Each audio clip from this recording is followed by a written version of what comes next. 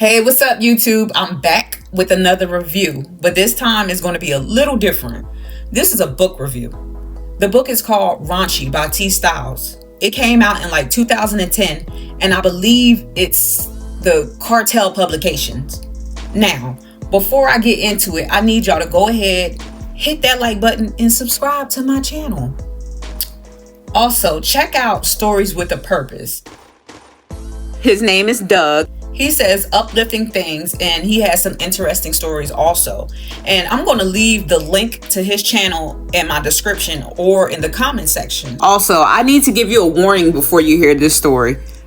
This book lives up to its name. It is really raunchy, so listeners' discretion is advised.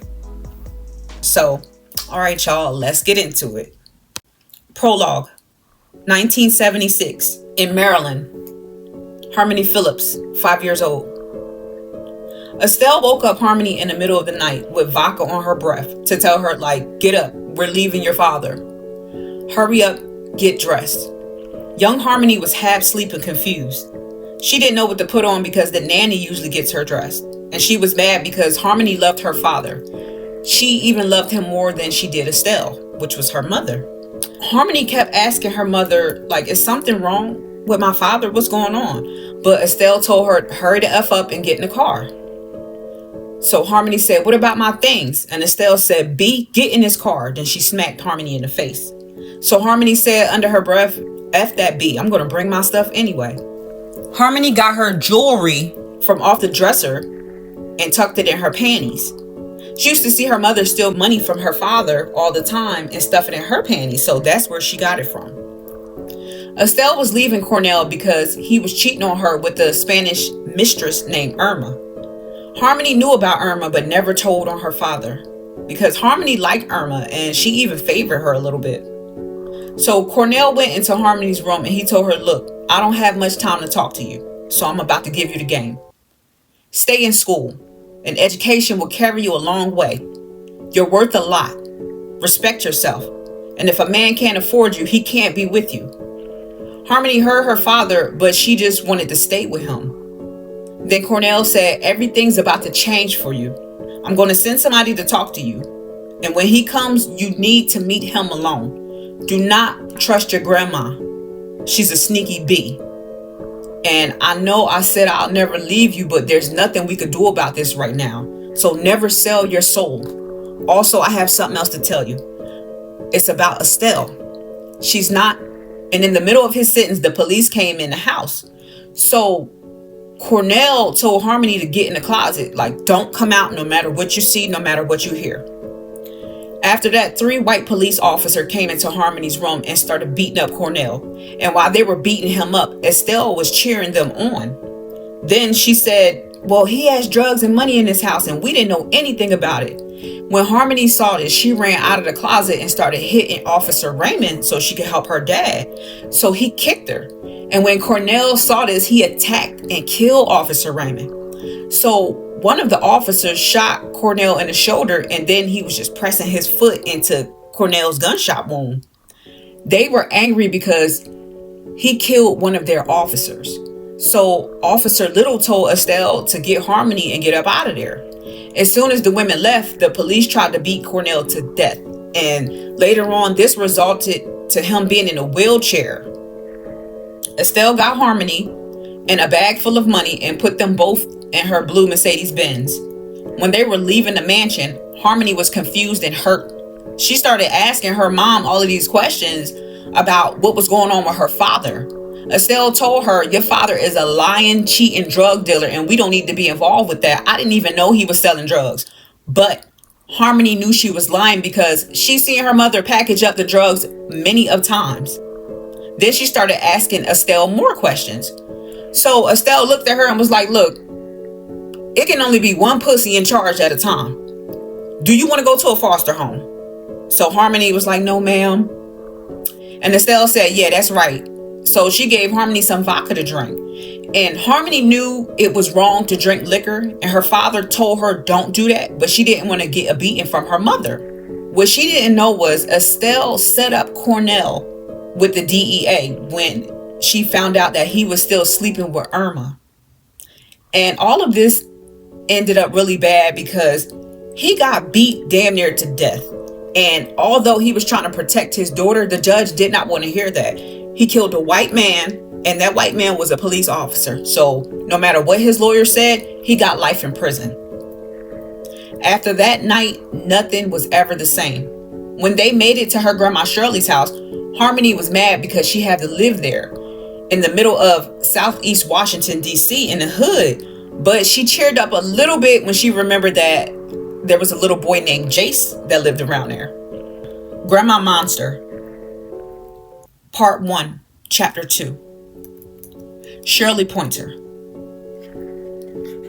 Grandma Shirley owned a house in a terrible neighborhood, but her whole house was lavish with nice furniture, and she owned a nice white luxury truck due to her daughter Estelle. Estelle tried so hard to please her mother that she gave her damn near the whole $50,000 that she stole from Cornell, and she only had $1,000 for her, a few $1,000s for herself. But Shirley didn't care. Shirley just took the money. Then she would tell people like how bad Estelle was, or Estelle ain't right and she stuck up, or just talking bad about her. Estelle acted like she was a child around her mother, and she treated Harmony like trash. So if Shirley asked her like, did you hit that child? Estelle would say, no ma'am, Harmony fell and that's how her tooth got knocked out. Or no ma'am, she's clumsy. And then Shirley would tell Estelle, well, you never had patience for children anyway, but if her father calls, get some money from him to take care of her. He has access to money. Grandma Shirley didn't care about Harmony. She just wanted the money. Estelle would do anything to please her mom, and she was always competing with her brother Charles for Shirley's love. Charles was in prison for unaliving his 7-month-old baby, Debbie Pointer. Her death was caused by him penetrating her. In Shirley's eyes, Charles could do no wrong. She blamed his wife Caramel for what happened to little Debbie. She said that Caramel should not have left her 7-month-old baby girl, Debbie Pointer, with Charles, which was her father. She said, I don't care, that's all Caramel's fault. So I'm gonna give you a little backstory on Shirley. Back in the day, Shirley was real fine. She had a beautiful face, she was tall, and she had some huge breasts. And she worked as a maid for rich white couples, but she would please their husbands, and they would recommend her to the other husbands in their little secret nasty group. So Shirley was under contract for a year with Todd and Beverly White. And Todd loved her mouth vacuum so much that he extended her contract for 2 years. And the other husband that was next got jealous because he was supposed to get his turn, but Todd was being greedy. So he snitched on Mr. White and told Miss Beverly about what was going on. And at the time, Shirley was pregnant with Estelle, and it was Todd's baby. But Beverly didn't care. She shot Shirley in the face, and it didn't kill Shirley, but it left a permanent wound in her face. Back to the story. Shirley used up all the money that Estelle stole from Cornell, and she threw a fish fry for the neighborhood to let them know that she had money.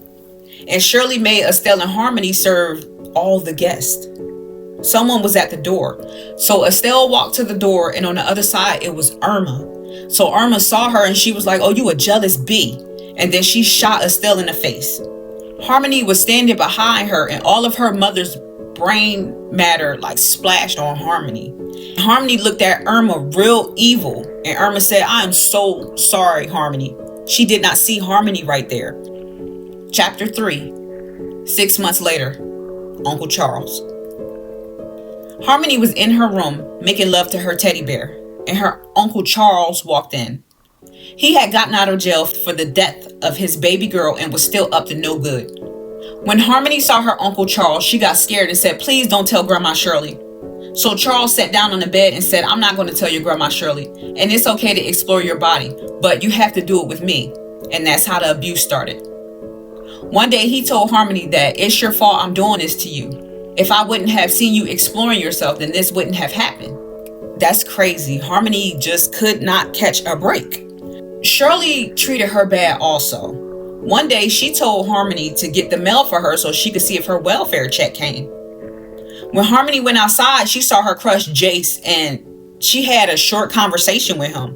When she walked back up the steps, her grandma Shirley punched her so hard that she fell back down the steps and she landed in dog poop. Harmony was so embarrassed, and everybody saw this. But when her friend Collie saw it, he got mad, and he looked at Shirley like he just wanted to kill Shirley. Shirley was just standing in the doorway, and she's a big woman. She had the towel wrapped around her, and a lot of her stomach and stuff was hanging out the towel. And she told Collie, "Get your fat ass away from my house," when she saw how he was looking at her. So Callie just helped Harmony up and asked her, was she okay? And she was like, "Yeah, I'm okay." Then he asked her, "Is it true what your uncle makes you do to him?" And Harmony was nervous and was like, "No, my uncle is really nice to me." So the thing is, she never told anyone about what her uncle was doing to her. But she didn't figure out that the people were just assuming that he was doing stuff to her because he was a registered sex offender. Harmony went back to the house to give Shirley her mail. Shirley got back in the tub. She told Harmony to come wash her back.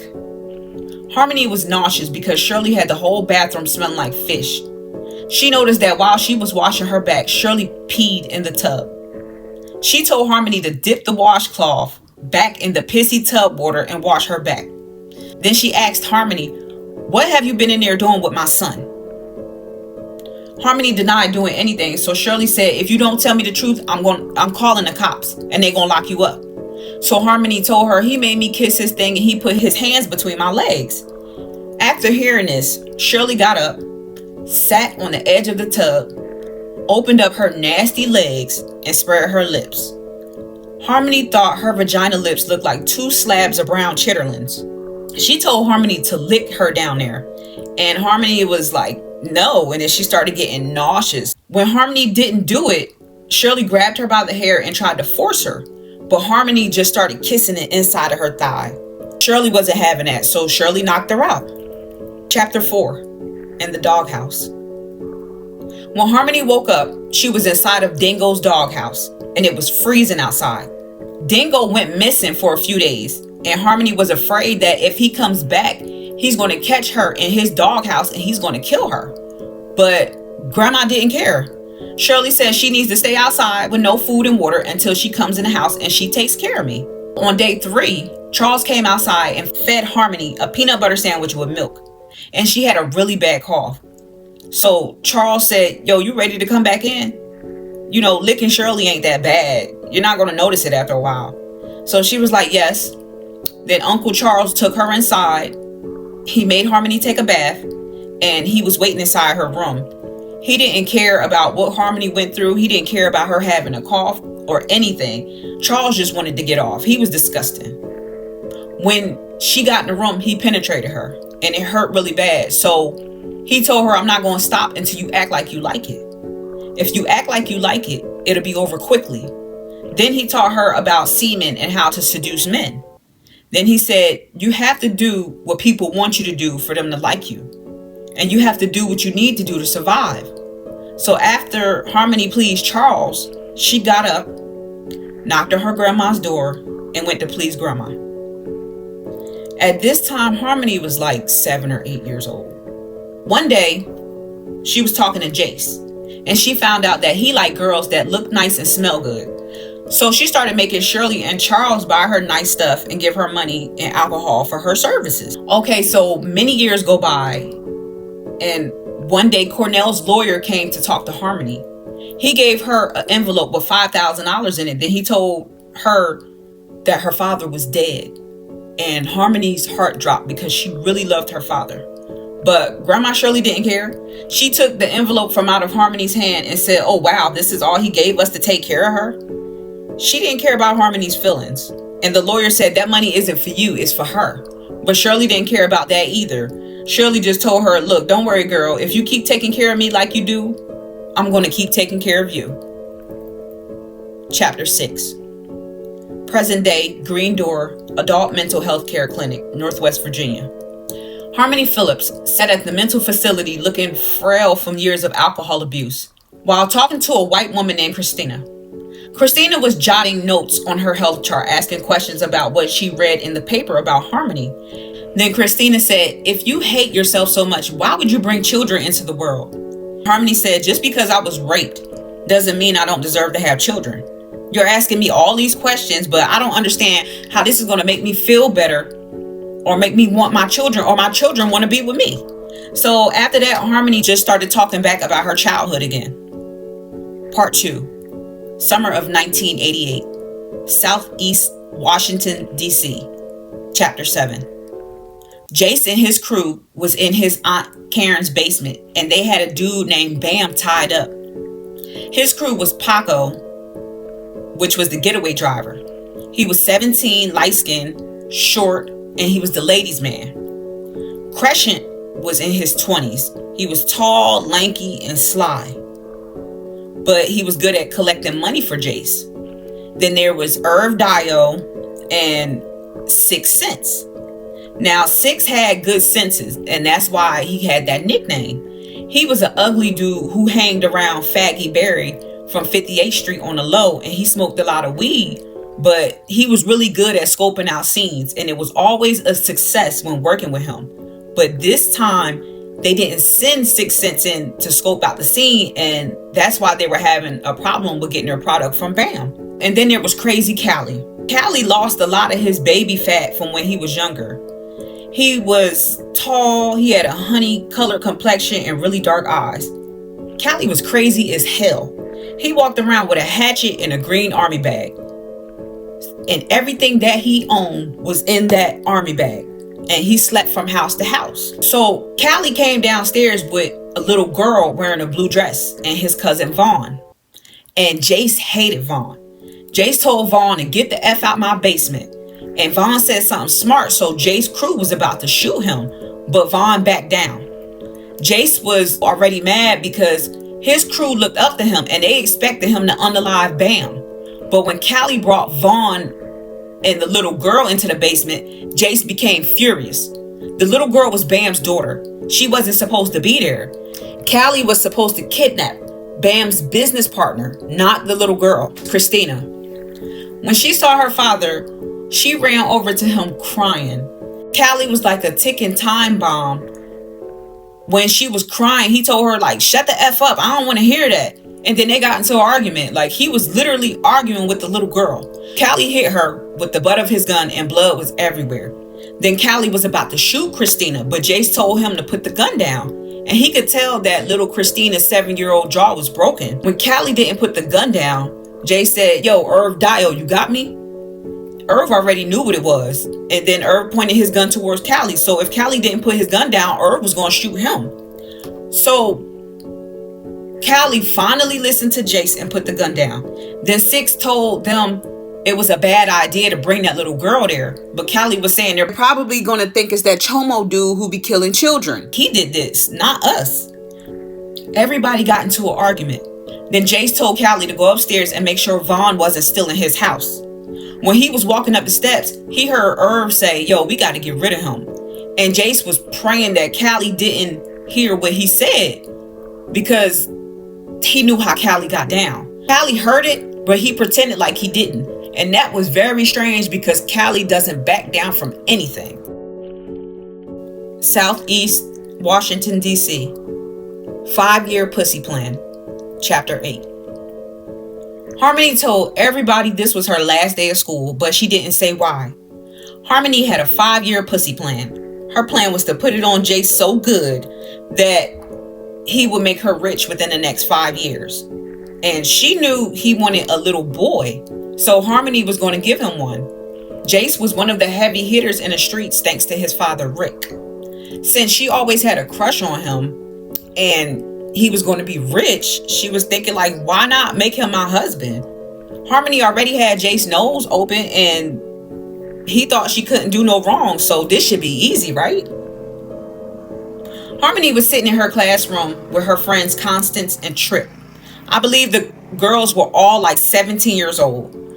Constance was kind of cute, short, freckles, big titties, loud mouth, and her boyfriend was Crescent. Trip was light-skinned. She looked average, and Harmony thought she was a backstabber. So although Harmony did not like her much, she kept Trip around because she knew where to get all the weed from. Also, Trip had a 3-year-old son named Evan by Paco. Also, her friends were cool with this girl named Brittany, but Harmony didn't like Brittany because she thought Brittany was messing around with Jace. At first, they were talking about the news around town, how the little girl Christina got kidnapped from the elementary school. Then Constance started complaining about Crescent not giving her no money lately, and she think Crescent was cheating on her. Constance tried to make it seem like it was all about the money, but deep down inside, she would kill herself if she wasn't with Crescent, or if he tried to leave her. Her parents didn't want her to be with Crescent because he was in his 20s, but Constance didn't care. She didn't listen. Oh, and Harmony had a rash. I meant to say this earlier. Harmony had a rash on her hands and her feet. And when Tripp saw her hands, she was telling Harmony, like, yeah, Paco got that same rash on his hands and feet. I wonder what's going on. Like, what's going on around here? What are y'all allergic to? While they were talking, a girl named Ebony walked up with her gold hoop princess earrings that her father gave her. And she asked the girls if they were coming to her party. So they all agreed, and they were talking about when they were going to get up with each other for the party. After school, Harmony went to an abandoned house that she usually chilled at. It had furniture in it, but it was still like a dirty little abandoned house. So she was in there in the basement. She sat on the couch and she took off her clothes, and then she started scratching her vagina. It was itching and burning, and it had a nasty smell to it. So she was trying to just let it breathe before he got there. So Harmony was sitting there waiting on Constance's man Crescent to come through so they could have sex. Harmony was foul. When Crescent came through, he started complaining about how boring it is to have sex with Constance. And then he gave her the $200 that he was supposed to give Constance. And not even an hour later, she met up with Paco next and had sex with him in his white van. See, Paco was the type to run his mouth. So before they did anything, Paco told her that her best friend Callie kidnapped Christina. And he wasn't supposed to be telling the gang's business, but he ran his mouth like a little girl. Harmony was a low-key alcoholic. So after their session, she went to the liquor store. And on her way coming back from the liquor store, she saw two older girls that she talks to from time to time, Honey Nut and Cherry. Honey was about 21, and I'm not sure how old Cherry was. See, they were on the corner tricking. Cherry was dark-skinned, short, petite, with wide eyes and long lashes.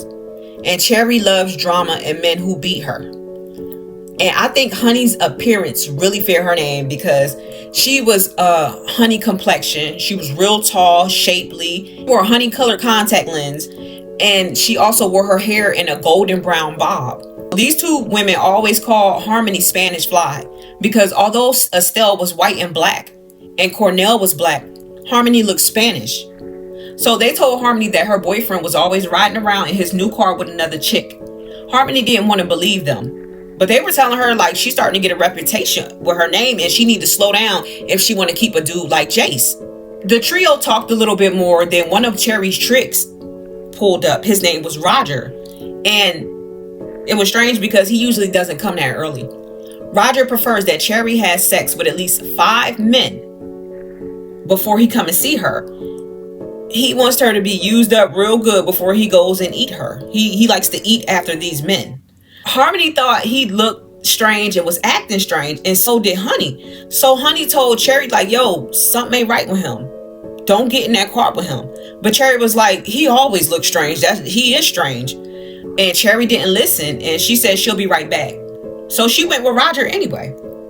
A little while later, people were up the street and they were just screaming. And then they saw Cherry get out of Roger's car holding her private area with blood running from it. Roger had sliced the inside of Cherry's vagina up. So they rushed Cherry to the hospital. After this happened, Harmony was just, her mind was just everywhere, and she started walking home. And then Jace pulled up in his new car. He told her to get in the car, so she got in, and then she started asking him questions about the girl that she heard he'd been riding around with. And he tried to switch it around on her and told her like she was just too moody. Then she told him about what just happened to Cherry. Then Jace told Harmony he has to move to LA for a little bit. And without even thinking, she said, why? Is it because of the little girl y'all kidnapped? So he looked at her and was like, how you know about that? But she wasn't supposed to say anything because Paco told her that. And Jace doesn't know that she's messing with his homeboy Paco. So Harmony lied and said, oh, the police came knocking at my door and asking about the little girl being kidnapped. And I forgot what she said, but somehow she tried to link the story to him to make it sound believable. Okay, so Jace drove her home, and since Callie was always at her house, when Jace pulled up, Callie was standing outside on the porch waiting for Harmony. When he saw them pull up, he walked over and he talked to Jace, and Harmony went in the house. So Jace asked Callie, like, did you tell Harmony about what was going on? And Callie was like, no, I didn't tell nobody. But Jace didn't want to tell Callie that she already knows and the police been around here. But he still felt like something was wrong with her story. And he knew it was a possibility that if Callie thought Harmony was talking to the police, he will unalive her. Nervous Energy Jace. Chapter 9. Jace and Callie were in the car riding around. It's been 4 days since the kidnapping, and all Jace could think about was that little girl Christina and her father Bam tied up in his Aunt Karen's basement. And Callie was just talking about how the girls outside deserve to be raped because of the nasty way that they be dressing. So Jace was like, what? What are you talking about? You bugging. Then Jace changed the subject and told him to fire up the weed. And Jace told him he wanted to handle the situation without the little girl being harmed. He didn't know what to do. So Callie was like, yo, why did you let Irv Dial talk about me like that? That night we was in the basement. So Jace was like, yeah, Irv was talking out the side of his neck. But Callie, you made a move without thinking and telling me first. That really put me in a bad bind. They talked a little bit more, and then they drove to Jace's house. When they pulled up, they seen that Jace's cousin Tone four-wheeler was outside. So Jace was like, Callie, go inside and tell my cousin Tone to come outside. And Callie was like, all right, but I got to get my green bag from out your house. I left it here the other night. So Jace was like, oh, okay, all right. Then Tone walked outside and he looked surprised to see Jace. When Jace seen the look on his face, he was like, Callie didn't tell you I was out here? And then Tone said, I didn't even see Callie. He must have went in the house when I was in the bathroom. So they both looked at each other crazy, and then they started running towards the house. Crazed Homies Jace. Chapter 10. Before they could go inside, Callie walked out of the house with a crazed look on his face and his army bag and a hatchet. Callie looked at Jace and said, I told you I was going to handle that for you. Then he was about to leave when Nut walked up, and she told Callie what happened to his girlfriend Cherry. Callie didn't care about anything else. He just rushed to the hospital. When Jace went downstairs, he seen that Bam's face was bashed in with a typewriter, and it was a pull stick jammed down his neck. But Christina was missing. They looked all over for Christina until Tone realized that little girl wasn't in there. She was in Callie's army bag. But Callie didn't even go home to put the bag up. He went straight to the hospital with the bag on him. So Tone was telling Jace, like, yo, you got to keep Callie away from us. Something is wrong with him. Where did he come from? So Jace sat down and told him, like, yo, we grew up together. And since we were younger, I knew Callie was a killer. Every month, the neighbors' dogs would come up missing. One day I saw Callie pick up Shirley's dog Dingo by the neck, and he was choking it. Then after that, no one ever seen Dingo again. Look, I don't know how many dogs Callie done killed, but I remember at least 10 of them. After Jace told Tone that story, the crew showed up. When everybody got to the basement, they all started talking about how sick Callie was. Then Jace told the crew that the cops came looking for the kidnapped girl, and they went to Harmony's house. And no one could figure why the cops would even go there. After that, Jace and Tone went upstairs while his crew cleaned up. As soon as the cousins got upstairs, the phone rang, and it was Rick, Jace's father. He didn't call Rick Dad. They called each other by their first name. So when Rick called the house and addressed Jace as son, he knew something was wrong. Rick was calling Jace to tell him that their enemy Massive was in DC, and he needed to be careful. When Jace was younger, Massive owed Rick $10,000 in a poker game. It was Rick, Massive, Cornell, and a few other players at the table. And although Rick is usually bad at gambling, tonight he was on a winning streak. Massive owed Rick $10,000, and he didn't have the money at the moment to pay his debt. Since Rick had a reputation to live off of, he couldn't let Massive keep sliding with not paying him the money. So months went by and Massive kept calling Rick every day to thank him for allowing him to give him more time to pay up, because he knew Rick's reputation was nothing to play with. So Massive finally came up with all of Rick's money and paid him in full. But in Rick's mind, it was a day late. At Massive's daughter's graduation, Rick waited for her to walk up to the stage and receive her diploma. Then he had her gunned down in front of everybody. Ever since then, Massive has been trying to kill Jace. That's the reason why Jace is living in DC with his Aunt Karen, because he's not safe in LA with Rick. See, Rick was bad, but Massive became ruthless after he lost his daughter. So I need everybody to stick around for chapter 11. This book gets good. And who better to tell the story than me? Anyway, y'all, I'll be back soon.